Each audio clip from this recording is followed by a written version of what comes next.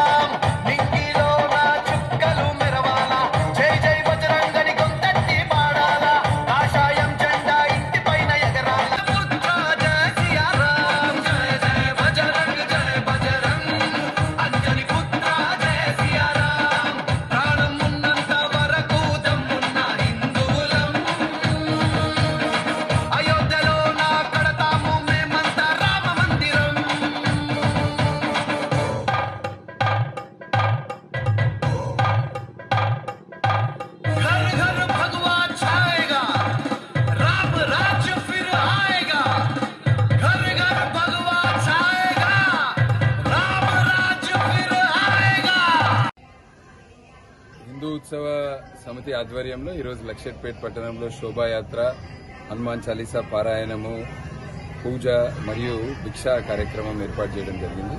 దీంట్లో లక్షెట్పేట్ మండలము, లక్షెట్పేట్ పట్టణంలోని వివిధ గ్రామాల నుంచి యువకులందరూ కూడా పెద్ద ఎత్తున దీంట్లో పాల్గొన్నారు. గత కొన్ని రోజుల నుంచి మనం చూస్తే అన్ని గ్రామాలలో కూడా యువకులందరూ కూడా ఈసారి హనుమాన్ దీక్ష తీసుకొని పెద్ద ఎత్తున, అంటే మనం ఏ గ్రామానికి పోయినా ఒక పండుగ వాతావరణం, ఈ నవరాత్రులల్లా ఒక పండుగ వాతావరణంలో ఎక్కడ పోయినా జై శ్రీరామ్, జై హనుమాన్ అంటూ వినబడుతుంది.